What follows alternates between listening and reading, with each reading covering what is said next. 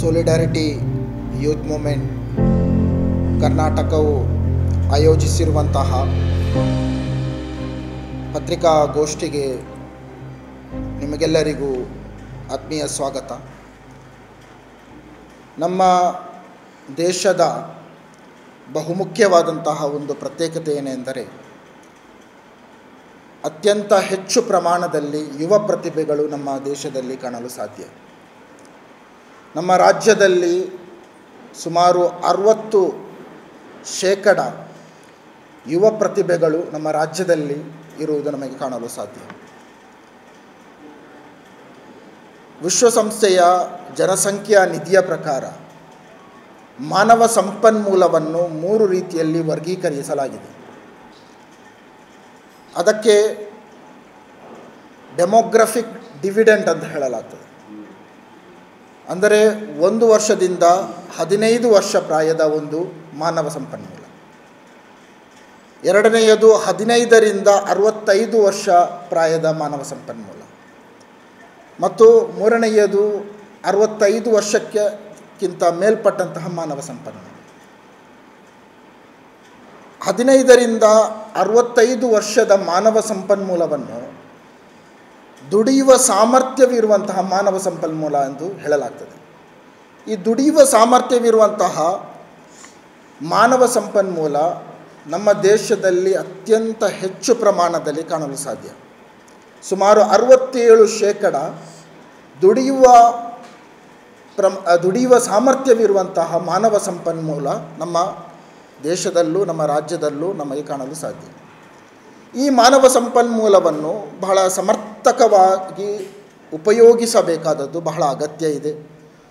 ಹಲವಾರು ಅಭಿವೃದ್ಧಿಶೀಲ ರಾಷ್ಟ್ರಗಳನ್ನು ಅಧ್ಯಯನ ಮಾಡುವಾಗ ಕಂಡುಕೊಳ್ಳುವಂತಹ ಬಹಳ ಪ್ರಮುಖ ವಿಷಯವೇನೆಂದರೆ ಈ ದುಡಿಯುವ ಸಾಮರ್ಥ್ಯವಿರುವಂತಹ ಮಾನವ ಸಂಪನ್ಮೂಲಗಳನ್ನು ಅವರು ಬಹಳ ಸಮರ್ಪಕವಾಗಿ ವಿನಿಯೋಗಿಸಿದ್ದಾರೆ. ಆದ್ದರಿಂದ ಯುವ ಸಮೂಹದ ಸಮಸ್ಯೆಗಳನ್ನು ಮುಂದಿಟ್ಟುಕೊಂಡು ಸೋಲಿಡಾರಿಟಿ ಯೂತ್ ಮೂಮೆಂಟ್ ಈ ಒಂದು ಪ್ರಣಾಳಿಕೆಯನ್ನು ಸಿದ್ಧಪಡಿಸಿದೆ.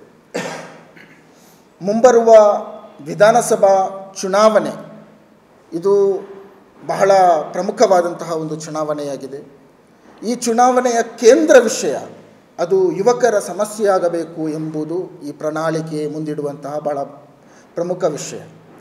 ಯುವಕರು ಬಹಳಷ್ಟು ಸಮಸ್ಯೆಗಳನ್ನು ಅನುಭವಿಸ್ತಾ ಇದ್ದಾರೆ, ಬಹಳಷ್ಟು ಸವಾಲುಗಳನ್ನು ಎದುರಿಸ್ತಾ ಇದ್ದಾರೆ. ಎಲ್ಲ ರಾಜಕೀಯ ಪಾರ್ಟಿಗಳು ಯುವಕರ ಸಮಸ್ಯೆಗಳನ್ನು ಸ್ಪಂದಿಸುವ ನಿಟ್ಟಿನಲ್ಲಿ ಬಹಳ ಪೂರಕವಾದಂಥ ಯೋಜನೆಗಳನ್ನು ಮತ್ತು ಪೂರಕವಾದಂಥ ಪ್ರಣಾಳಿಕೆಗಳನ್ನು ಬಿಡುಗಡೆಗೊಳಿಸಲು ಅವರು ಸನ್ನದ್ಧರಾಗಬೇಕು. ಆ ಅರ್ಥದಲ್ಲಿ ಯುವ ಸಮೂಹದಲ್ಲಿ ಜಾಗೃತಿಯನ್ನು ಉಂಟು ಮಾಡಲು ಸೋಲಿಡಾರಿಟಿ ಯೂತ್ ಮೂಮೆಂಟ್ ಈ ಒಂದು ಮ್ಯಾನಿಫೆಸ್ಟೋವನ್ನು ಬಿಡುಗಡೆ ಮಾಡ್ತಾ ಇದೆ.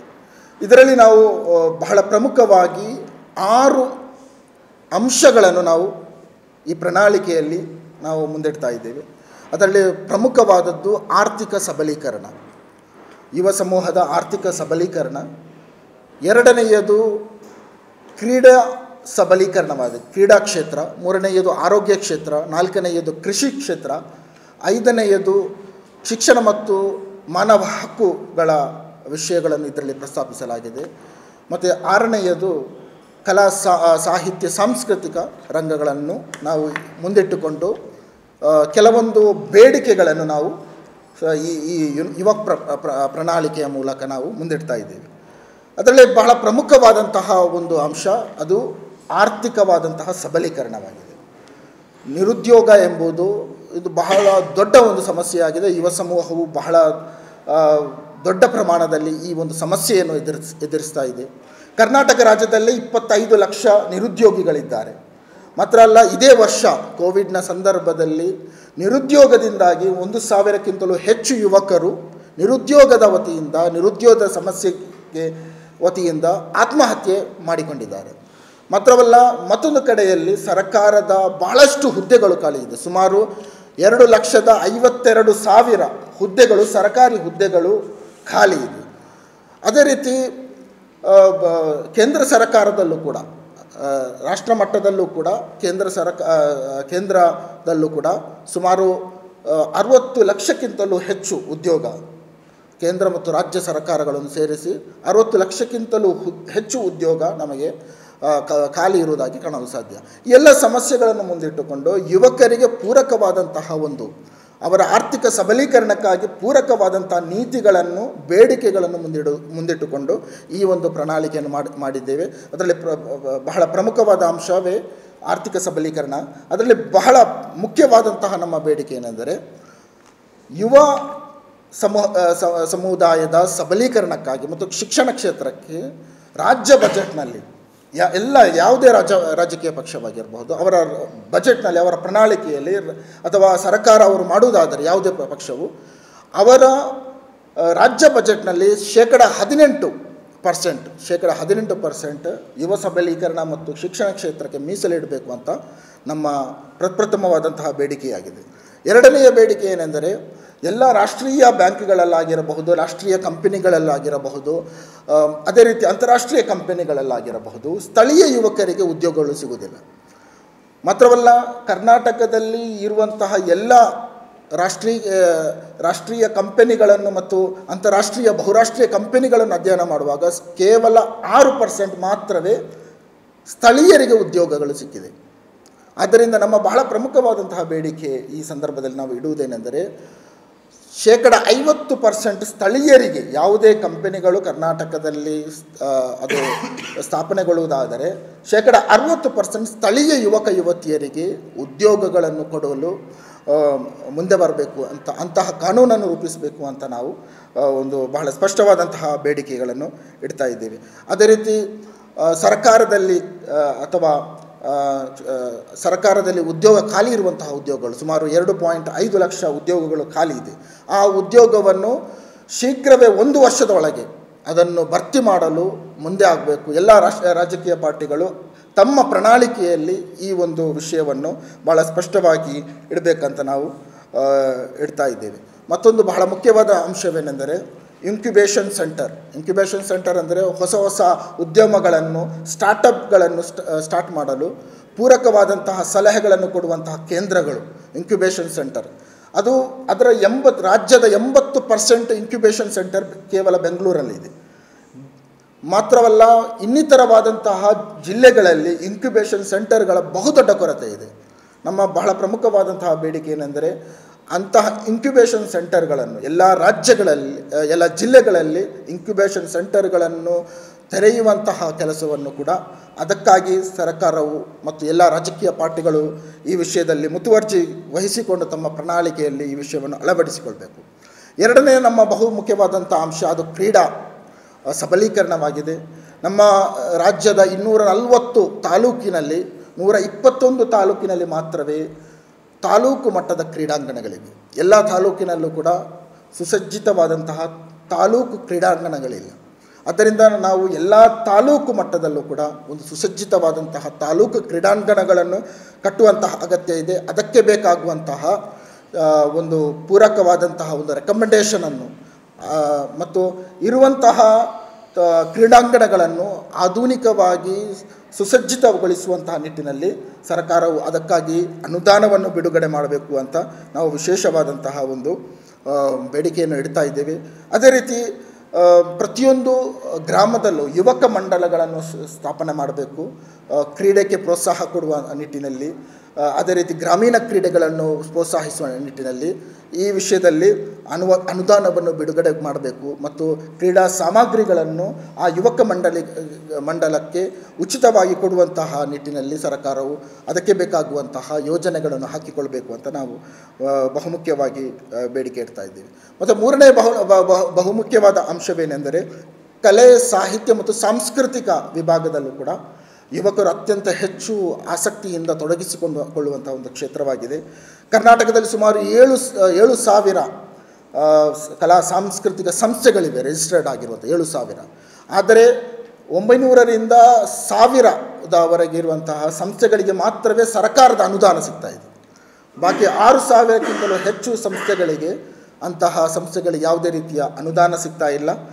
ಆದ್ದರಿಂದ ಈ ದೇಣಿಗೆ ಅನುದಾನವನ್ನು ಸರಿಯಾದ ರೂಪದಲ್ಲಿ ಅನುಷ್ಠಾನಗೊಳಿಸಲು ಪ್ರೊಫೆಸರ್ ಎಸ್.ಜಿ. ಸಿದ್ದರಾಮಯ್ಯರವರ ಬೇಡಿಕೆಯಂತೆ ಸಾಂಸ್ಕೃತಿಕ ಪರಿಶೀಲನಾ ಸಮಿತಿ ರಚಿಸಬೇಕು ಅಂತ ನಾವು ಬಹಳ ಪ್ರಮುಖವಾದಂತಹ ಒಂದು ಬೇಡಿಕೆಯನ್ನು ನಾವು ಮುಂದಿಡ್ತಾ ಇದ್ದೇವೆ. ಅದೇ ರೀತಿ ಯುವ ಯುವ ಸಮೂಹವು ಯುವ ಪ್ರತಿಭೆಗಳು ಕಲಾ ಸಾಹಿತ್ಯ ಸಾಂಸ್ಕೃತಿಕ ಕ್ಷೇತ್ರದಲ್ಲಿ ಮುಂದೆ ಬರ್ತಾ ಇದ್ದಾರೆ. ಅವರಿಗೆ ಅನುದಾನವನ್ನು ನೀಡುವ ಸಲುವಾಗಿ ಕರ್ನಾಟಕ ರತ್ನ ಪುನೀತ್ ರಾಜ್ಕುಮಾರ್ ಹೆಸರಿನಲ್ಲಿ ವಿಶೇಷವಾದಂತಹ ಅನುದಾನ ಯುವಕರಿಗಾಗಿ ಈ ಕ್ಷೇತ್ರದಲ್ಲಿ ಬಿಡುಗಡೆ ಮಾಡಬೇಕು ಅಂತ ನಾವು ಬಹಳ ಪ್ರಮುಖವಾದಂತಹ ನಮ್ಮ ಒಂದು ಬೇಡಿಕೆ ಇಡ್ತಾ ಇದ್ದೇವೆ. ಮತ್ತು ನಾಲ್ಕನೆಯ ನಮ್ಮ ಅಂಶ ಅದು ಆರೋಗ್ಯ ಕ್ಷೇತ್ರವಾಗಿದೆ. ಆರೋಗ್ಯ ಕ್ಷೇತ್ರದಲ್ಲಿ ಕೋವಿಡ್ನ ಸಂದರ್ಭದಲ್ಲಿ ಆರೋಗ್ಯ ಕ್ಷೇತ್ರಕ್ಕೆ ನಾವು ಇನ್ನಷ್ಟು ಹೆಚ್ಚು ಗಮನ ಕೊಡುವ ಅಗತ್ಯ ಇದೆ ಅಂತೂ ನಮಗೆ ಎಲ್ಲರಿಗೂ ಮನವರಿಕೆಯಾದಂತಹ ವಿಷಯವಾಗಿದೆ. ಮಾತ್ರವಲ್ಲ, ಕೋವಿಡ್ನ ಸಂದರ್ಭದಲ್ಲಿ ಯುವತಿಯರಲ್ಲಿ ಬಹಳ ಮಾನಸಿಕ ಖಿನ್ನತೆಗೆ ಒಳಗಾಗುವಂಥ ಪ್ರಮಾಣ ಅತ್ಯಂತ ಹೆಚ್ಚಾಗಿದೆ ಅಂತೂ ಬಹಳಷ್ಟು ವರದಿಗಳಿಂದ ನಮಗೆ ತಿಳಿದುವಂಥ ವಿಷಯವಾಗಿದೆ. ಆದ್ದರಿಂದ ಪ್ರತಿಯೊಂದು ಗ್ರಾಮದಲ್ಲಿರುವಂಥ ಪ್ರಾಥಮಿಕ ಆರೋಗ್ಯ ಕೇಂದ್ರದಲ್ಲಿ ಕೌನ್ಸಿಲಿಂಗ್ ಸೆಂಟರ್ಗಳನ್ನು ವಿಶೇಷವಾಗಿ ಸ್ಥಾಪಿಸಬೇಕು ಅಂತ ನಾವು ಬಹಳ ಪ್ರಮುಖವಾಗಿ ಒಂದು ವಿಷಯವನ್ನು ಇಡ್ತಾ ಇದ್ದೇವೆ. ಮತ್ತೊಂದು ಬಹಳ ಪ್ರಮುಖ ಯುವ ಸಮುದಾಯ ಅನುಭವಿಸುವಂತಹ ಬಹಳ ದೊಡ್ಡ ಸಮಸ್ಯೆ ಅದು ಮಾದಕ ದ್ರವ್ಯದ ಒಂದು ಚಟವಾಗಿದೆ. ಅದು ಯುವ ಸಮೂಹದಲ್ಲಿ ಒಂದು ಬಹುದೊಡ್ಡ ಪಿಡುಗಾಗಿ ಅದು ಮಾರ್ಪಡ್ತಾ ಇದೆ.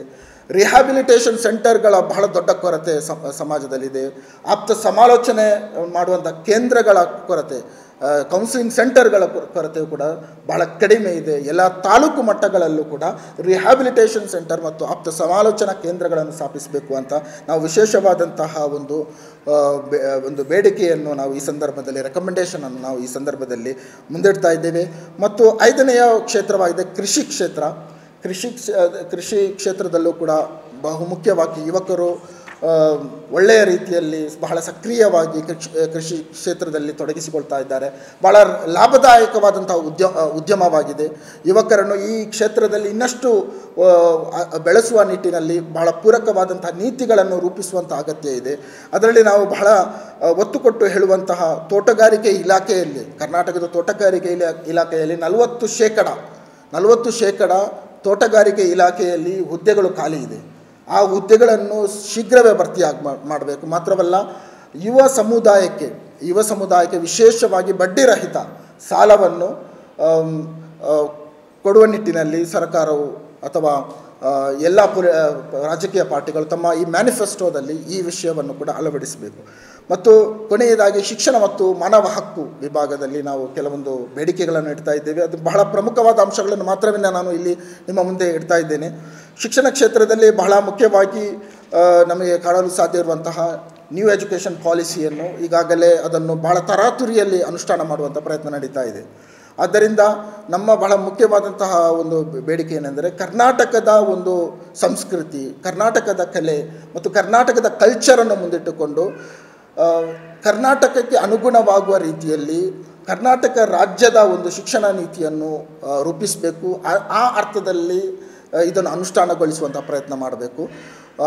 ಇದು ಒಂದು ಬಹಳ ಪೂರಕವಾದಂತಹ ಒಂದು ಬೆಳವಣಿಗೆಯಾಗಿ ಬದಲಾಗಬಹುದು. ಕಾರಣ ನ್ಯೂ ಎಜುಕೇಷನ್ ಪಾಲಿಸಿನ ವಿಷಯದಲ್ಲಿ ಬಹಳಷ್ಟು ಪರ ವಿರೋಧ ಚರ್ಚೆಗಳು ನಡೀತಾ ಇರುವಾಗ ನಾವು ಆ ಒಂದು ಚರ್ಚೆಗೆ ಅವಕಾಶ ಕೊಡದೆ ಕರ್ನಾಟಕದ ಶಿಕ್ಷಣವನ್ನು ಮುಂದಿಟ್ಟುಕೊಂಡು ಕರ್ನಾಟಕದ ಭೌಗೋಳಿಕವಾದಂತಹ ಸಾಂಸ್ಕೃತಿಕ ಒಂದು ಡೈವರ್ಸಿಟಿಯನ್ನು ಮುಂದಿಟ್ಟುಕೊಂಡು ಕರ್ನಾಟಕ ರಾಜ್ಯ ಶಿಕ್ಷಣ ನೀತಿಯನ್ನು ಪ್ರತ್ಯೇಕವಾಗಿ ರೂಪಿಸಲು ಮುಂದಾಗಬೇಕು ಅಂತ ನಾವು ಈ ಸಂದರ್ಭದಲ್ಲಿ ಒಂದು ಬೇಡಿಕೆ ಇಡ್ತಾ ಇದ್ದೇವೆ. ಅದೇ ರೀತಿ ಅಲ್ಪಸಂಖ್ಯಾತ ವಿಭಾಗದಲ್ಲಿ, ಅಲ್ಪಸಂಖ್ಯಾತ ಕ್ಷೇತ್ರದಲ್ಲಿ ಬಹಳಷ್ಟು ಯೋಜನೆಗಳನ್ನು ಮೊದಲು ಇತ್ತು. ಸುಮಾರು 12 ಯೋಜನೆಗಳು ಅಲ್ಪಸಂಖ್ಯಾತ ಇದರಲ್ಲಿತ್ತು. ಈಗ ಬಹಳಷ್ಟು ಯೋಜನೆಗಳನ್ನು ಕೈಬಿಡಲಾಗಿದೆ. ಆ ಬಿಡಲಾದಂತಹ ಯೋಜನೆಗಳನ್ನು ಪುನಃ ಸ್ಥಾಪನೆ ಮಾಡಬೇಕು, ಪುನಃ ತರುವಂತಹ ಪ್ರಯತ್ನ ಮಾಡಬೇಕು ಅಂತ ನಾವು ಬಹಳ ಪ್ರಮುಖವಾದಂತಹ ಒಂದು ವಿಷಯವನ್ನು ಇಡ್ತಾ ಇದ್ದೇವೆ. ಕೊನೆಯದಾಗಿ ಸಮಾಜದಲ್ಲಿ ಬಹಳಷ್ಟು ಅನೈತಿಕ ಪೊಲೀಸಿಗಿರಿ ಹೆಚ್ಚುತ್ತಾ ಇದೆ. ಮಾತ್ರವಲ್ಲ, ಹೇಟ್ ಕ್ರೈಮ್ ಮತ್ತು ದ್ವೇಷ ಭಾಷಣಗಳು ಬಹಳ ವ್ಯಾಪಕವಾಗಿ ನಡೀತಾ ಇದೆ. ಇಂತಹ ಹೇಟ್ ಕ್ರೈಮ್ ಆಗಿರಬಹುದು ಅಂತ ಇಂತಹ ದ್ವೇಷ ಭಾಷಣಗಳನ್ನು ನಿಯಂತ್ರಿಸುವ ನಿಟ್ಟಿನಲ್ಲಿ ಒಂದು ಸೂಕ್ತವಾದಂತಹ ಕಾನೂನು ರಾಜ್ಯದ ಮಟ್ಟಿನಲ್ಲಿ ಅದನ್ನು ಮಾಡಬೇಕಾದಂಥ ಅಗತ್ಯ ಇದೆ. ತುರ್ತಾಗಿ ಅದನ್ನು ಜಾರಿಗೊಳಿಸಬೇಕಾದ ಅಗತ್ಯ ಇದೆ. ಆ ನಿಟ್ಟಿನಲ್ಲಿ ಇಂತಹ ಎಲ್ಲ ದ್ವೇಷ ಭಾಷಣಗಳನ್ನು, ಹೇಟ್ ಕ್ರೈಮ್ಗಳನ್ನು ಮತ್ತು ಹೇಟ್ ಸ್ಪೀಚ್ಗಳನ್ನು ಮತ್ತು ಇಮ್ಮೋರಲ್ ಪೊಲೀಸ್ ಗಿರಿಗಳನ್ನು ಗೂಂಡಾಗಿರಿಗಳನ್ನು ತಡೆಯುವ ನಿಟ್ಟಿನಲ್ಲಿ ಸೂಕ್ತವಾದಂತಹ ಕಾನೂನು ಕ್ರಮಗಳನ್ನು ಕೈಗೊಳ್ಳುವ ನಿಟ್ಟಿನಲ್ಲಿ ಸೂಕ್ತವಾದಂತಹ ಕಾನೂನುಗಳನ್ನು ರಚಿಸುವಂತಹ ಅಗತ್ಯ ಇದೆ. ಅದನ್ನು ಆ ಒಂದು ಬೇಡಿಕೆಯನ್ನು ಕೂಡ ನಾವು ಈ ಸಂದರ್ಭದಲ್ಲಿ ಯುವ ಪ್ರಣಾಳಿಕೆಯ ವಿಷಯದಲ್ಲಿ ನಾವು ಇಡ್ತಾ ಇದ್ದೇವೆ. ಈ ನಮ್ಮ ಎಲ್ಲ ಬೇಡಿಕೆಗಳನ್ನು ನಾವು ಎಲ್ಲ ರಾಜಕೀಯ ಪಾರ್ಟಿಗಳ ಜೊತೆಗೆ ಚರ್ಚಿಸಿ ಅವರ ಪ್ರಣಾಳಿಕೆಯಲ್ಲಿ ಕೂಡ ಈ ಅಂಶಗಳನ್ನು ಒಳಗೊಳಿಸುವ ನಿಟ್ಟಿನಲ್ಲಿ ನಾವು ಕೆಲಸ ಮಾಡ್ತೇವೆ. ಮಾತ್ರವಲ್ಲ, ಯುವಕರನ್ನು ಜಾಗೃತಿಗೊಳಿಸುವ ನಿಟ್ಟಿನಲ್ಲಿ, ಈ ಯುವ ಸಮೂಹವನ್ನು ಜಾಗೃತಿಗೊಳಿಸುವ ನಿಟ್ಟಿನಲ್ಲೂ ಕೂಡ ನಾವು ಹಲವಾರು ರೀತಿಯ ಕಾರ್ಯಕ್ರಮಗಳನ್ನು ಕಾರ್ಯಾಗಾರಗಳನ್ನು ಕೂಡ ಈ ಒಂದು ಮ್ಯಾನಿಫೆಸ್ಟೋವನ್ನು ಮುಂದಿಟ್ಟುಕೊಂಡು ನಾವು ಹಮ್ಮಿಕೊಳ್ಳುವಂತಹ ತೀರ್ಮಾನ ಮಾಡಿದ್ದೇವೆ. ಇದು ಎಲ್ಲ ರಾಜ್ಯದ ಎಲ್ಲ ಜಿಲ್ಲೆಗಳಲ್ಲೂ ನಾವು ಕೂಡ ಈ ಮ್ಯಾನಿಫೆಸ್ಟೋ ರಿಲೀಸ್ ಮಾಡ್ತೇವೆ ಮತ್ತು ಎಲ್ಲ ಪೊಲಿಟಿಕಲ್ ಪಾರ್ಟಿ ಮತ್ತು ಎಲ್ಲ ಅಭ್ಯರ್ಥಿಗಳನ್ನು ಭೇಟಿಯಾಗಿ ಎಲ್ಲ ಪೊಲಿಟಿಕಲ್ ಪಾರ್ಟಿಯ ಅವರ ಜೊತೆ ಚರ್ಚೆ ಮಾಡಿ ಸೂಕ್ತವಾದಂತಹ ಒಂದು ಯುವ ಪ್ರಣಾಳಿಕೆಗೆ ಸೂಕ್ತವಾದಂತಹ ವಾತಾವರಣ ಸೃಷ್ಟಿಸುವ ನಿಟ್ಟಿನಲ್ಲಿ ಈ ಒಂದು ಚುನಾವಣೆ ಬಹಳ ಆರೋಗ್ಯಕರವಾಗಿ ಮತ್ತು ವಿಷಯವನ್ನು ಮುಂದಿಟ್ಟುಕೊಂಡು ನಡೆಯುವಂಥ ಚುನಾವಣೆಯಾಗಿ ಆಗಬೇಕಾದ ಅಗತ್ಯ ಇದೆ. ಜನರ ಸಮಸ್ಯೆಗಳಿಗೆ ಸ್ಪಂದಿಸುವಂತಹ ಚುನಾವಣೆಯ ಮಾರ್ಪಡಿಸುವಂಥ ಅಗತ್ಯ ಇದೆ. ಜನರ ಸಮಸ್ಯೆಗಳು ಚರ್ಚೆ ಆಗಬೇಕು. ಅದಕ್ಕೆ ಬೇಕಾಗುವಂಥ ವಾತಾವರಣ ಸೃಷ್ಟಿಸುವ ನಿಟ್ಟಿನಲ್ಲಿ ಈ ಒಂದು ಪತ್ರಿಕಾಗೋಷ್ಠಿಯನ್ನು ಮತ್ತು ಈ ಒಂದು ಯುವ ಪ್ರಣಾಳಿಕೆಯನ್ನು ನಾವು ಬಿಡುಗಡೆ ಮಾಡ್ತಾ ಇದ್ದೇವೆ. ಇಷ್ಟು ವಿಷಯವಿದೆ. ಈ ನಂತರ ನಾವು ಈ ಪ್ರಣಾಳಿಕೆಯನ್ನು ಬಿಡುಗಡೆ ಮಾಡ್ತೇವೆ. As briefed by State President and Convener regarding the Solidarity Youth Manifesto, which has been prepared after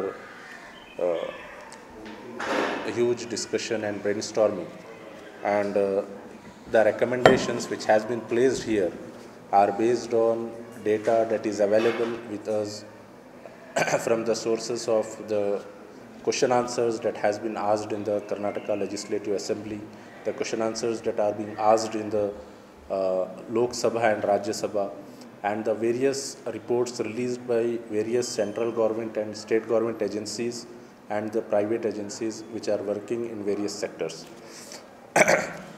So,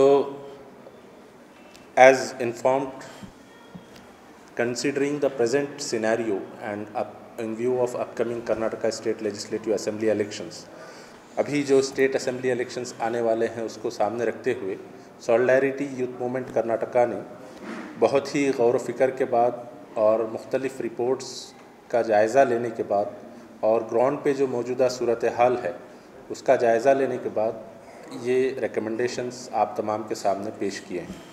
तो 6 सेक्टर्स हैं जिसमें हमारे रिकमेंडेशंस मौजूद हैं. There are 6 sectors in which we have placed our recommendations. First is economic empowerment and unemployment. Second is sports. Third is agriculture. Fourth is art, culture and literature. Fifth is health. And sixth is education and human rights. In all these sectors, we have defined elaborated recommendations based on the data, based on the present ground situation, based on the present scenario, based on the challenges and issues faced by youth and society in general. So, coming to the point of economic empowerment and employment, माशी इस्तेहकाम और jobs के सिलसिले में जो unemployment है मौजूद है उसके सिलसिले में जैसा कि हम जानते हैं कि रिसेंट जो गवर्नमेंट की रिपोर्ट अप्रैल 2022 में रिलीज़ हुई थी लास्ट ईयर, उसमें ये बताया गया था कि अभी अनएम्प्लॉयमेंट रेट 10.79% है, which is highest in the recent years.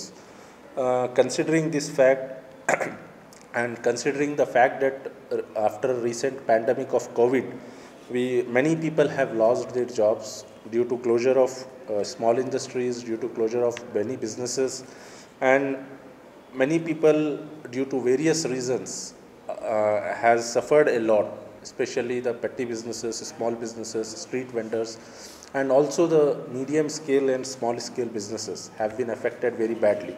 In view of all about, we have recommended few specific recommendations which can help in strengthening the economy of the state, which can help in eradicating or reducing the unemployment rate in the state. So, इन चीज़ों को सामने रखते हुए solidarity ने ये तय किया है कि कुछ recommendations जो मौजूदा अनएम्प्लॉयमेंट की सूरत हाल है उसको बेहतर कर सकते हैं उसको इम्प्रूव कर सकते हैं, अनएम्प्लॉयमेंट रेट को कम कर सकते हैं और एम्प्लॉयमेंट को बढ़ा सकते हैं, और जो माशी इस्तेहकाम है उसमें मजबूती के लिए मददगार साबित हो सकते हैं. The few important recommendations I will read out under this head, and later our fellow brothers will read about the different sectors which are listed later. So specific recommendation is regarding the employment to be reserved for the youth and women of the state in all companies that are working in our state. All national, multinational companies should reserve up to 50% of their posts, their jobs for the locals of Karnataka. So that is the major recommendation that we are proposing, because present scenario is around 6 to 7% local youths are employed in all the multinational and national companies. It varies from sector to sector, but in general, on an average, if we see, it is only up to 6 to 7%. So our recommendation is to increase this percentage up to 50%.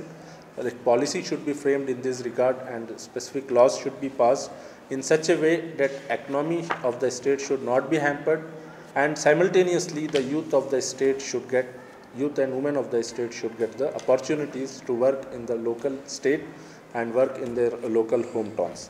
The second important aspect is regarding the jobs. We have recommended that Karnataka Skill Development Corporation, which was recently formed, should be well equipped and should be made functional, which is now presently working at a scale to some extent, but it should enhance its presence in all over state. Presently, many private parties are also associated and registered under this Karnataka Skill Development Corporation, and they are running few skill development centers which are helpful in employment generation. But skill development training centers should be formed under Karnataka Skill Development Corporation in all the taluks under the supervision of Karnataka State Skill Development Corporation, so that the beneficiaries, the students, the youths should get benefited free of cost under these government centers, and they should be well equipped with the skills and talents required by the state, required by the companies, required by the employers, so that they get employed. So this is one of the important recommendation. Another recommendation is monthly specific job fairs, company based requirements, and yearly job melas incorporating all the companies should be organized through Karnataka Skill Development Corporation. And since being a government body, they can rope in all multinational companies, all local companies, all private sectors and government companies. And in this way, one centralized effort can be done, which will be much helpful in connecting and networking the employees with the employers. So another recommendation, important recommendation in this regard is, since many job consultancies are running, see, they are running to their extent and they are trying their best to reduce the unemployment rate by connecting the employer by the employees. But if government takes the initiative and create such portal where the people of the state, youth of the state who are eagerly searching for the jobs can apply there, and the companies and the employers who want the proper skilled talent for their companies, they can get connected with this particular portal. One specific job portal, state level, under the government aegis can be formed, so that the job seekers can also register there and the employers can also register their vacancies, and government can bridge the gap which is presently we are noticing between the companies and the job seekers. So this is one of the important recommendation from our end. The other recommendation is, as declared by state president, that all vacancies in the government, specifically in the state government offices, which are around 2.5 lakhs, should be filled in a time-bound manner within a year, so that the efficient governance is also ensured, and simultaneously the reduction in unemployment is also ensured. Similarly, the many recruitment exams are conducted by government, central government and state governments, wherein students, aspirants from various parts of the state travels and come for that particular exams. But they don't have proper facilities. They stay on the stations, they stay on the bus stand, footpaths, and they stay on the venues outside the examination centers. They spend their night without any shelter.